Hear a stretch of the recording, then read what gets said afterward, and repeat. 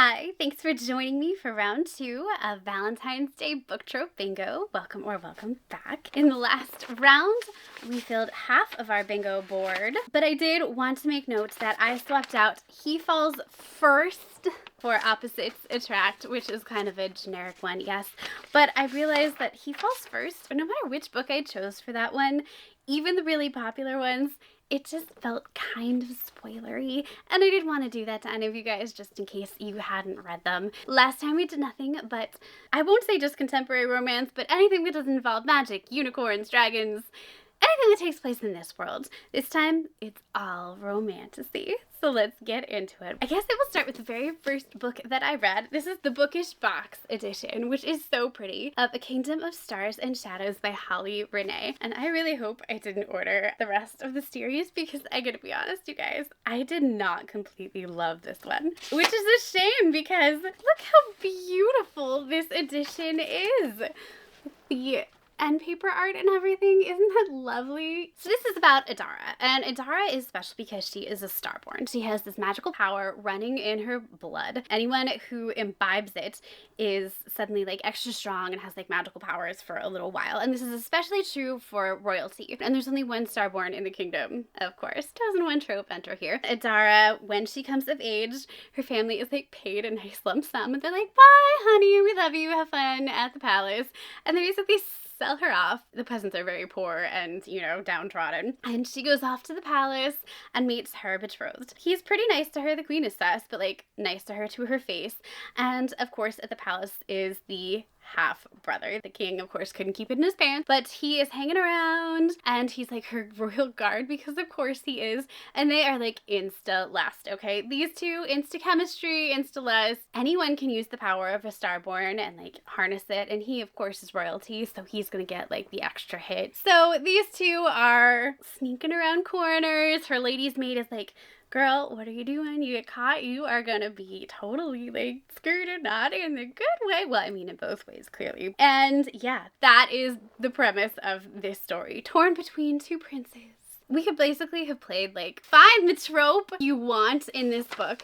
It's full of them. And I have to say my review is, I did not love this one simply because the writing was not amazing. Holly Renee was in her own book for this much. She wrote those scenes the best. She loved those scenes. She was living for those scenes, and everything else around it was written like and felt like filler. I do enjoy smut. It worked great for like a Romantasy Valentine's Day video, sure.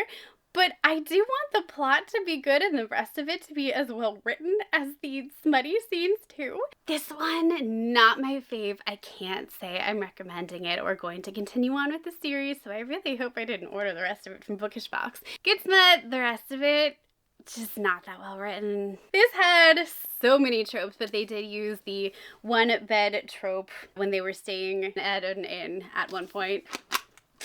There we go. One bed trope. I am also going to be talking about Sarah J. Maas's House of Sky and Breath. I read this in preparation for the third book that was coming out at the very end of January, and I am counting it for this. I don't know why so many people did not love the second book. I really appreciated it. I loved the addition of so many new voices in this book. If you don't know what it's about, the first book is the one I can only really talk about. It is about Bryce, who is this curvy redhead who's super fiery and super fun, and she's living in this really interesting world where, yes, it's super high fantasy, but it's also urban fantasy. They have every creature you can imagine, from mermaids to fallen angels to you name it, demons. They have it all, okay? Including these adorable little otters who deliver your post, okay? That's right, otters who deliver your mail. Say it with me. Amazing. She's a pet chimera. Like, all of it, everything you want in a world, she's got it all. She winds up mired in this mystery. She has some clues, she has a connection to it, and higher ups, who are basically angels in this world, are like, we're gonna assign you Hunt Athalar, who's a fallen angel, and he's gonna be your bodyguard. He is supposed to be this like terrifying guy, and of course it's Sarah J. Maas, so he is just like this amazing, gorgeous, super like, glorious, muscled angel. It's the two of them and their story, and they're trying to solve this crazy wild mystery, and it's basically like a serial killer going through the city. It's wild. And when we continue the story, okay, we've got the two of them who have obviously formed a romantic connection at this point. Is that really a spoiler? I'm saying it's not a spoiler. People sort of have gone one of two ways and either said, oh my god, this is the worst book ever, or gone my way and been like, what are you talking about?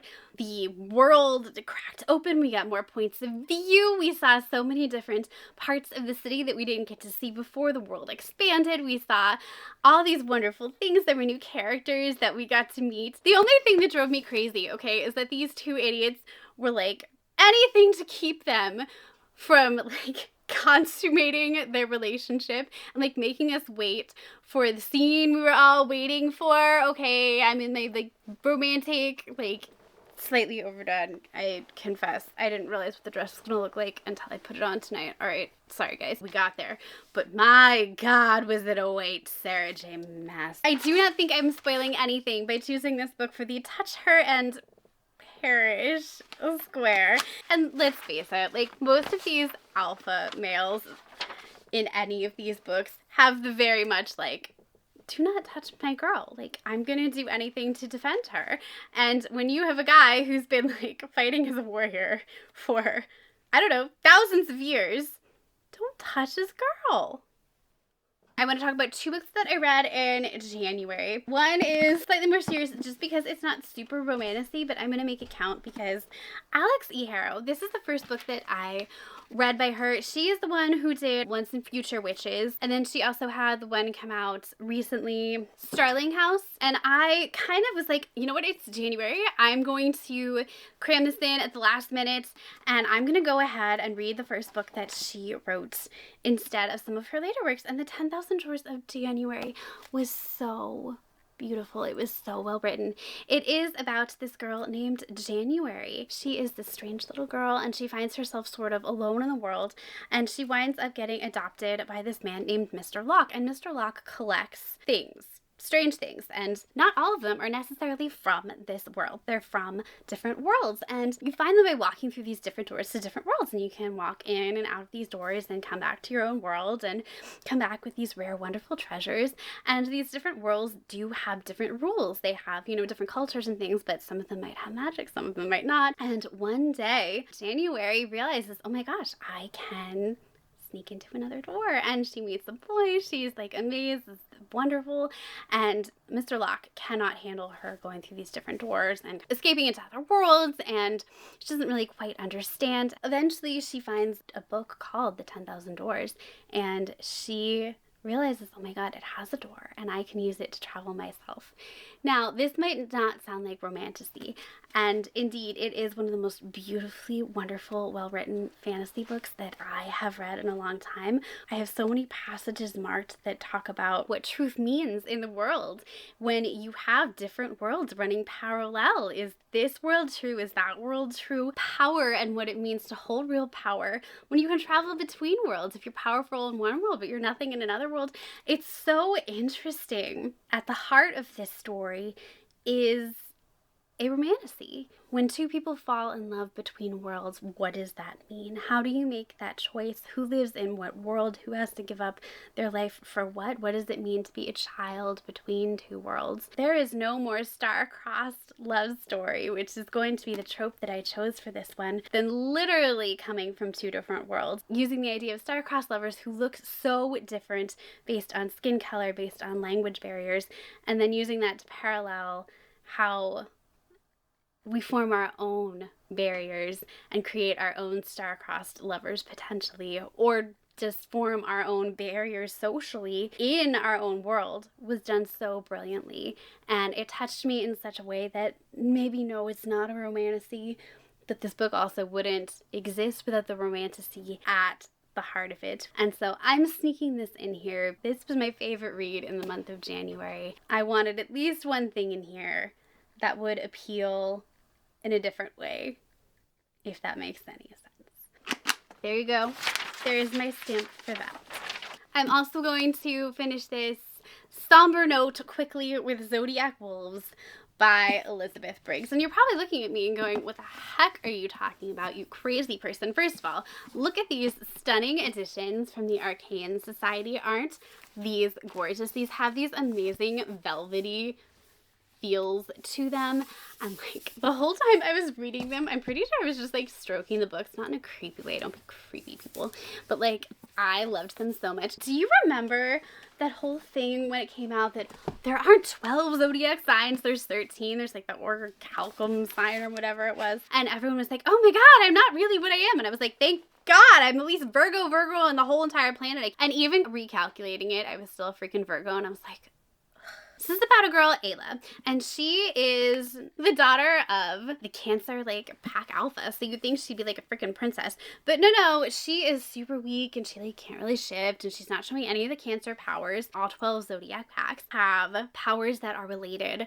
to their star signs, so the Cancers have this, like, crab-like shell that comes out and protects them like armor. Virgos are really good at healing, and then the Scorpios have, like, this venomous sting that they can give. They're poisonous. Poor Ayla, she, for some reason, is like a dud wolf in a wolf pack. Like, you're judged based on your power. You better freaking be able to stand up for yourself, and she really can't. And her dad is terrible to her. Okay, the only person who's nice to her is her like one bestie, Mira, and her brother for some reason. Like they're like, we love you anyway, it's okay. So there's some love there, thank God. But this starts off right at something called the Convergence. She's just reached the age when the Sun Witches can like help her unlock her wolf, and she's hoping this will help her tap into some of those powers that have been like lying dormant. She'll finally be stronger and everything will change for her, and she might also get assigned a mate. So this is like a really big deal for her.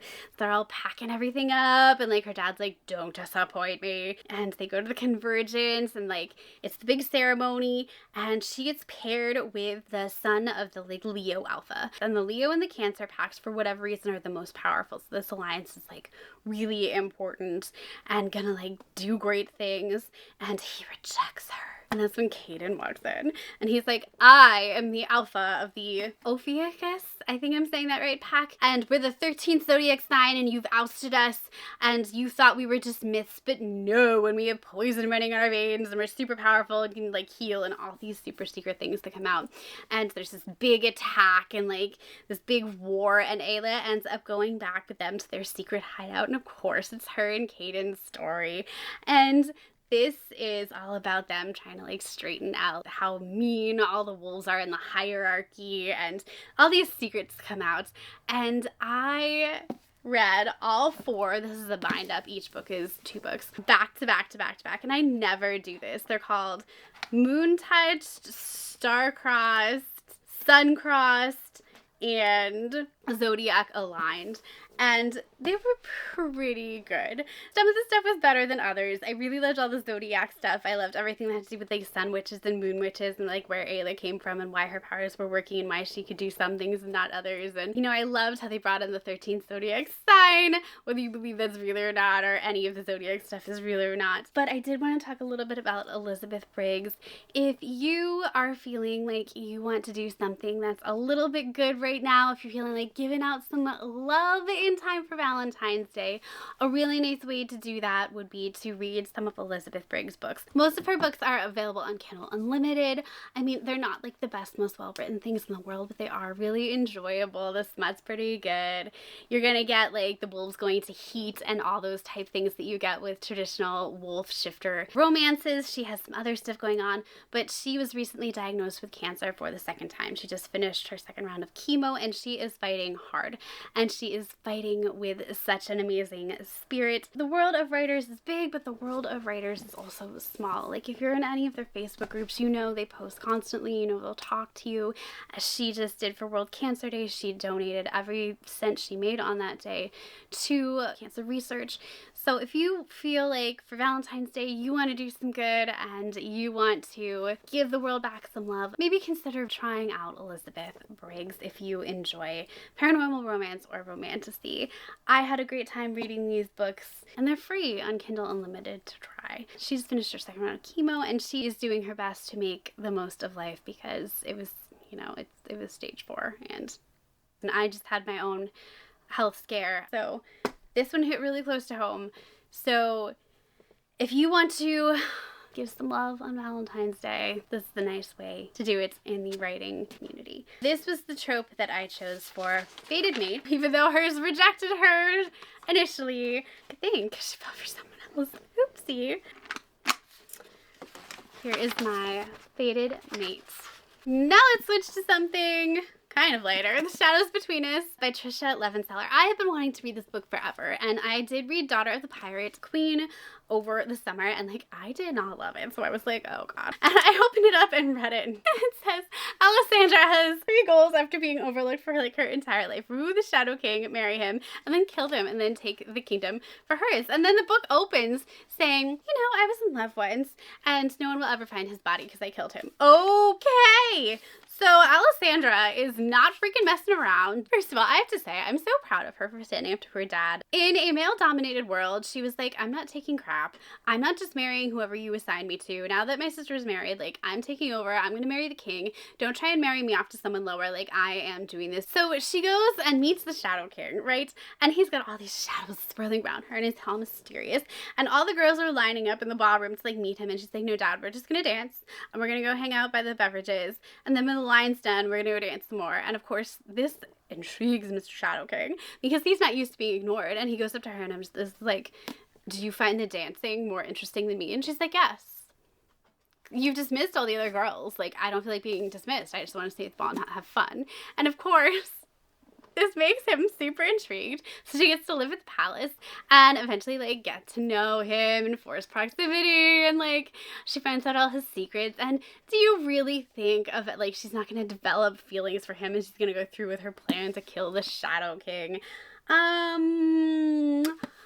I don't know, but she's not the only one who's making attempts on his life. I will tell you that much. So one thing I will say, this is 0 space. This is Fade to Black. And I was so shocked to realize this. We get to the point where they're together, and like, you're gonna lead up to all of this where they can't touch and they're not touching and they're not doing anything, and it's this forbidden love, and they're resisting one another, and she's planned this whole time to like go after him, and she's finally admitting her feelings, and we're gonna get Fade to Black.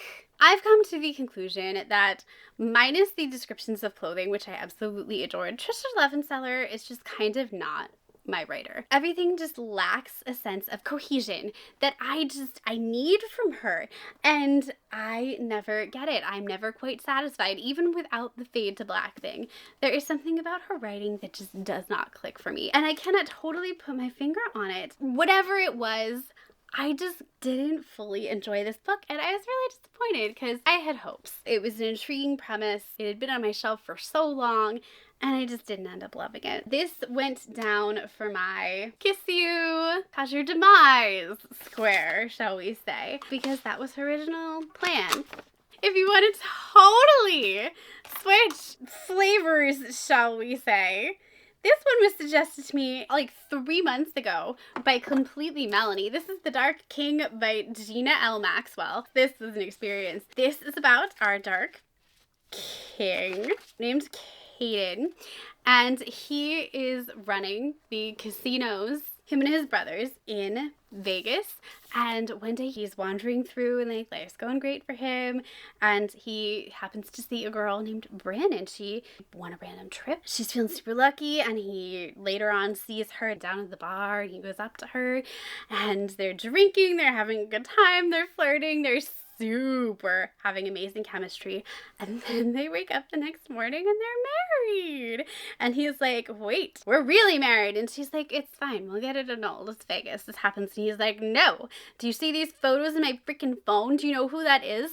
I'm a dark fae. This is like a fae whatever priestess, and we are really married. I'm like king of the dark fae. You don't understand. I'm kidnapping you. You're staying at my mansion with my 2 fae prince brothers until we figure out how to do this. This is really bad. And she's like, huh? This is 50 Shades of Fae. This is BDSM. This is, I mean, there's literally a dungeon, although Bryn later said we're calling it a playroom because I don't like dungeons. And I have to give them props because unlike 50 Shades of Grey, this does a much better job of actually like having the whole like safe, sane, consensual, continual ask for consent, verbal consent. This was hot. Like, this was spicy. This was we're hitting four peppers here for the first time. This was taking things to the next level. This was exploring definitely beyond vanilla. This did a good job of heading into the lifestyle, and Gina L. Maxwell did her research, absolutely represented things well from what I can tell. I'm not a part of the BDSM like lifestyle. This book is an exact mashup though of, if you take 50 Shades of Grey, but like done well and done right, and then do Neon Gods mixed with a touch of darkness, but instead of doing like Hades and Persephone, make it a little more Beauty and the Beast, and instead of doing like Greek gods, go like Tyrannog Fae. That is what this book is. I think this was so well done. I had a great time with this book, and I have to say, yes, absolutely half of it was smut, but if you are looking for that right now, this is a fantastic option. I think Gina L. Maxwell is a great writer, and I will definitely be checking out more of her work when I am in the mood for this sort of thing. I chose this one for Royal Romance because he is the king of the freaking like Dark Fae Court. I thought, why not? Another book that I read for this and kind of chose to match, I thought it was very dark Valentine's Day color-esque, was Allie Hazelwood's Bride. So this is about a girl named, I kid you not, Misery, and she is a vampire. She grew up in kind of an unusual way. Her dad is sort of like the big guy of all the vampires, and so she was used as collateral and had to live with the humans so that if anything bad happened between the humans and vampires, she would be. Now she's all grown up. She's been living anonymously with the humans because she's more comfortable with them. One day her dad calls her in and is like, guess what? We need you again. You are going to marry the alpha named Lo of the werewolves because, you know, things are kind of like, with them, and we need to really strengthen the alliance, and this is going to put you in their territory, and it's going to like ensure things are good between them. And she's like, okay. Little does he know, she is the reason that she wants to be like in their territory. Her bestie from childhood has like disappeared, and she thinks maybe there's some clues in that territory. Lo, meanwhile, he agrees to marry her for his own reasons, whatever, and she's slowly realizing that like the vampires are cold and obnoxious, and like she feeds from blood bags. Like, this is not a problem, it's fine, she always has. That's not, the food source thing is not an issue. But the werewolves are like warm and have a sense of family, and yes, there's hierarchy and stuff, but like they care for each other. And meanwhile there's this whole like conspiracy mystery going on over like in their packs as well. And meanwhile, I was just so invested in Misery and Lo. I was just like, you're gonna get together, right? Like, this is an Allie Hazelwood. Like, he doesn't actually hate you. You see him sniffing you. That look on his face, that's not disgust. Like, I know Allie Hazelwood. He is, like, in love with the way you smell, girl. Like, this is a werewolf thing. He's gonna be so into you. And man, Allie Hazelwood went there with the werewolves, okay? She went there with, like, hierarchy, sure. I wish she got a little more and been like, real wolves don't actually have the hierarchy anymore. She didn't. It's fine. But you know what she did do? Nodding. Did not expect Allie Hazelwood to go all the way, but like, I bet there are a lot of people out there right now who are like, the heck is this? Oh, my sweet summer children. Yes, nodding is a thing you will see in Omegaverse. It is a thing you will see in some werewolf stuff, but mostly Omegaverse. And like, for her to go there, okay, the smut, all the way you can go with werewolf stuff, the scenting, him like marking her, like, all the werewolf stuff, Allie Hazelwood went there. She must have read every werewolf like romance fan fiction, all the like Kindle Unlimited, everything everywhere. She was like, I'm reading everything and I'm doing it all, and she freaking did. It was a great book. It was a great romantasy. The only thing that like I was missing was some of the like humor that I've come to expect from some of her books. This was like more the dry, sarcastic side, as opposed to just like the laugh out loud funny stuff that I usually expect from her typical sunshine grumpy stuff. So I chose this for my opposites attract. Vampire and werewolf are total opposites, okay? She's literally cold and clammy. He is like warm and fuzzy and can turn into a freaking wolf. He is super family oriented. She does not love family at all. She is cold and sarcastic. I think this counts as an opposites attract, but not in a grumpy sunshine way, which made it super, super interesting. There is my opposites attract. It only halfway came out, but that's okay. I also read Garden of the Cursed by Katie Rose Poole, and the description of this sounds like Romantasy. Marlo Briggs is living in the marshes. She's working as a curse breaker in Cross City, and no matter how many cases she solved, the one thing she's still obsessed with is the disappearance of her mother. That is the one thing that kind of haunts her. And so when her old crush comes along, Adrius, and he is like the son of one of the scions in the city, one of the most powerful men in the whole city, right? And he asks for her help with this curse that has been placed on him. She doesn't want anything to do with him. However, she realizes that not only is he gonna pay her like a ton of money, but she realizes that it might be connected to her mom's case. So she realizes in order to like infiltrate his world, the best way to do this is to fake date him. That sounds like Romantasy, right? However, this is very YA. The romance is sweet. They kiss, they swoon. There's definitely, okay, it's like some pining there, some history there. They definitely have chemistry and everything. But this book leaves off on like a really unexpected cliffhanger. I didn't realize this was part of the series. I didn't realize it was going to do that to me. And the romance is definitely secondary to the mystery. The fake dating, yes, it totally fits the trope. I'm totally going to put the stamp down. But was this perfect for a Romantasy video? No. However, it was so well written, the mystery was so interesting, and the world was so original. They're living in these marshes, but there's also this like urban world. You have this like very high echelon society, but you also do have the underworld that's always there. I really enjoyed this book, and I haven't heard a ton of people talking about it. I did get a recommendation from Harley Kramer, 8801. She said Garden of the Curse was super good, and you know what? She was totally right. People need to talk about this more. This edition is from Bookish Box, and I hope more people pick this up. I enjoyed this. It's not Romantasy. It doesn't totally fit in the video, but it is totally, completely a fake dating book. I get my stamp, even if it's not completely what I was looking for. The last book that I read for this video, I almost just dropped, is this beautiful edition of Slaying the Demon Prince, and I say beautiful by Helen Schuer. This is a lot.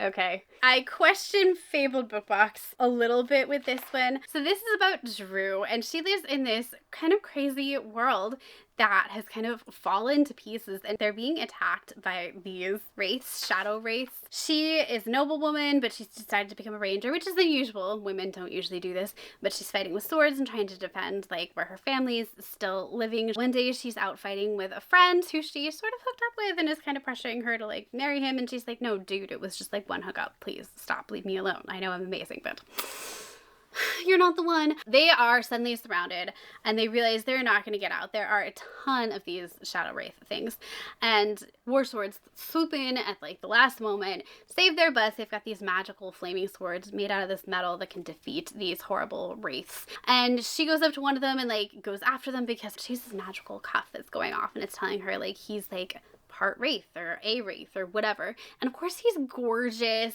and like turned on by this kind of, it's that like kiss kill thing, you know? And she's like, look, something's up with you, Talamir. And he's like, I just saved you. Can we like go back and like rest and like clean the blood off our clothes before you try and murder me? And she's like, fine.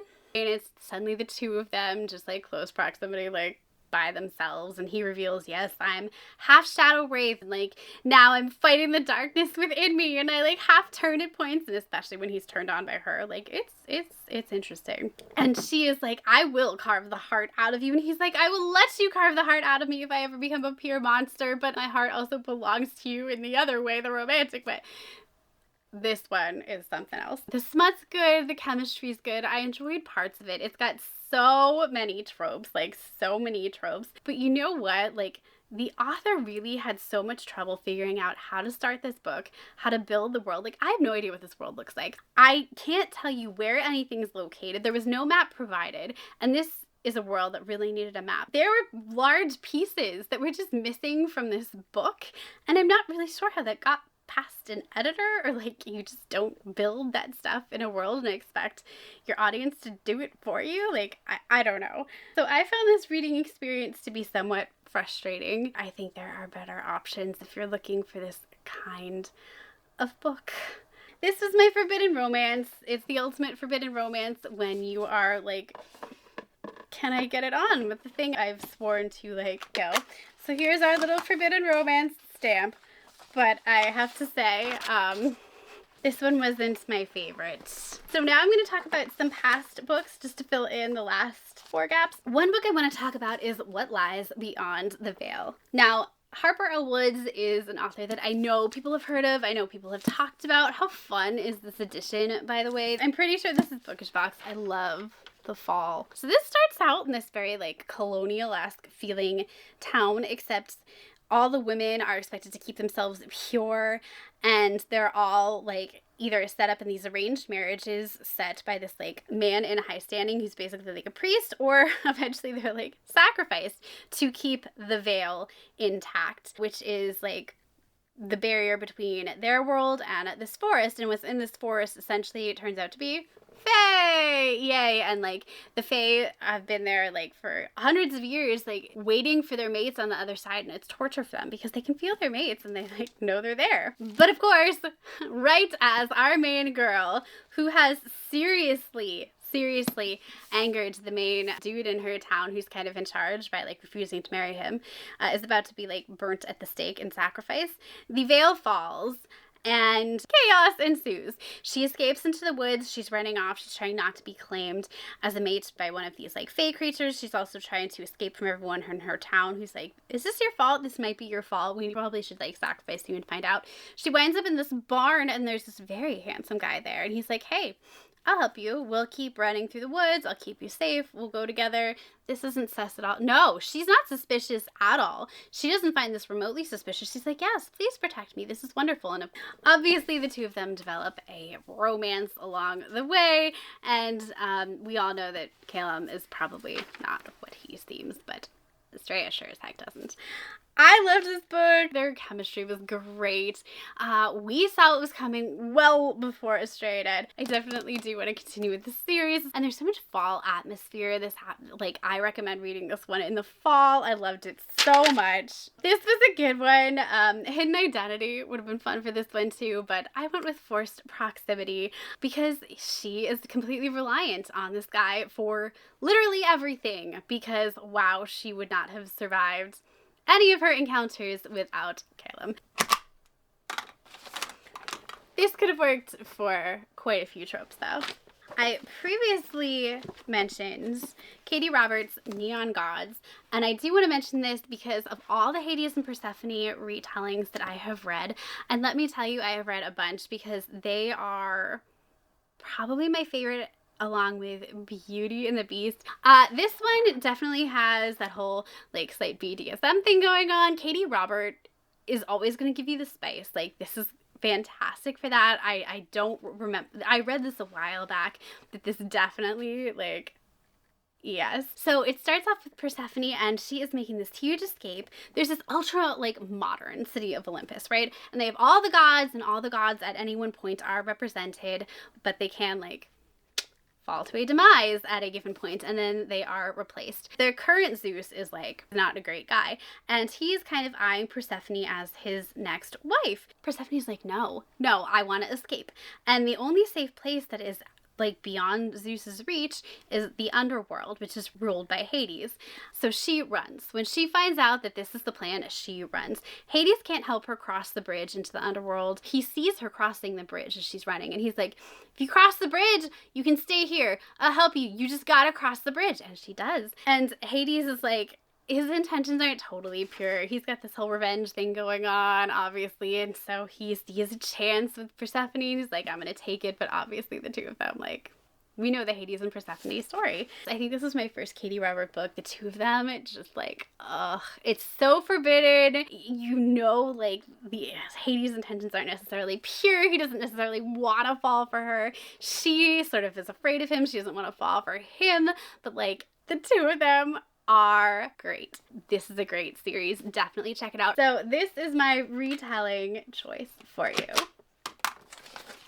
There you go. Scarlett St. Clair had me by the throat, and I am not saying that just because they're vampires, but you know, I kind of am. This is also a retelling of like Tristan and Isolde to some degree with King of Battle and Blood. This is possibly one of my favorite vampire books of all time. No joke. This is another one of those kiss kill books where Isolde is sent over to marry the king of Battle and Blood, Adrian, who's a vampire, and to end the 10-year war, her job is to go over there and to, after she marries him, kill him. She literally like takes the weapon to their bridal bed and tries to assassinate him, and he stops her so easily, and it's such a hot scene. Adrian, okay, when he stops her, is like, do this again, you will be a member of the undead. I will turn you in a heartbeat. So Isolde is like, fine, I'm going to find a way to survive this court, defy you at every turn, and basically like undermine you in any way I can, like make your life miserable. Except the court isn't as bad as she thinks, and Adrian's kind of like amazing. And of course he has this whole mysterious thing going on. He won't talk about his past. He's still a mystery. And you know, a guy with a mystery, like, if I'm there, I am by his side, peppering him with questions, like trying to work him out, trying to figure out what's going on. You know, we all know. And he is so like fierce, and he'll defend her, and he's tender at times, and like of course they're falling in love. And meanwhile, this whole time she's like, why did you pick me? You showed up at my dad's house and you were like, the one thing you want is me as your consort. Like, why? There has to be a reason. And of course the answer is amazing and mind-blowing, and like, I freaking loved this book. You guys, this was so good. And their chemistry, when I read this book, I could not put it down. I fell in love with this book. I don't know if the smut is as good as I remember, but I was like, oh, this is the one. Like, just read it. Just freaking read it, guys. Of all the enemies to lovers books, like, this is the one. This is the one that just had me swooning until Fear the Flames by Olivia Rose Darling. If you have not read this book, what are you doing with your life? So we have a runaway princess who's meant to be queen named Halloween, and she's been like living in this like far away forest, like totally hidden. Before this, she was like kept in a dungeon in shackles and tortured because she's supposed to be able to control these dragons, and like daddy doesn't want this because that means she would be more powerful than him. And one day she's like off, I think she's sneaking around getting some supplies or doing something. She has this like kind of standoff knife fight with this really hot guy, and they end up agreeing to meet. And it turns out he is Commander Caden Valus of Verabeth, and he belongs to her father's enemy kingdom, right? And he offers her the deal she's been dreaming of, the chance to take down her father and take back her kingdom, take her dragons back, do everything she wants. And this is their story. They go on a trip to travel together to go to the kingdom. They form all these alliances. They're like ends up being this like found family between like 5 people and 5 friends. And of course they're gonna oh, it has all the tropes. There's like, you know, one bed, one tent, like bathing in the rivers, everything you could want. There's the balls and the ball gowns, and this book hits every trope. It's so well written. It's so well done. The castle that they're going to infiltrate is going to be impenetrable. So, you know, there's going to be like this whole heist sneaking around thing going on. They've got all this planning to do. There's all these politics and this there's a little bit of a mystery thing going on. Everything about this book. There was nothing I didn't love. The writing was great. The build was great. And even the spice was really good. If you have not tried Fear the Flames by Olivia Rose Darling yet, please do. This year is when the second book comes out, and I can't wait. I don't think the date's been announced yet. I keep checking, but my gosh, you guys, this is so good. And so, well, I don't have any more to check off, technically. It also fulfills pretty much every single one of the tropes I checked off today. That brings us to the end of Valentine's Day book trope bingo. I hope you had as much fun as I did. I thought this was a fun idea. Next year I will try and post a bingo board for all of you guys to do with me. I think that would be fun too, but I didn't think of that this year. And I just want to wish you all a wonderful Valentine's Day, and you enjoy it in whatever way you would like to, whether that means eating chocolate and watching a good movie, or going out to a good dinner, snuggling your pets, or reading a good book. Speaking of, I will let you get back to your book, and I will be getting back to mine. I've got lots to read because I am so not done yet with these February videos. Yeah, I'll probably still be wearing Heart Sport all of them because I love love. And I love all of you as well. I'll see you next time, guys. Bye.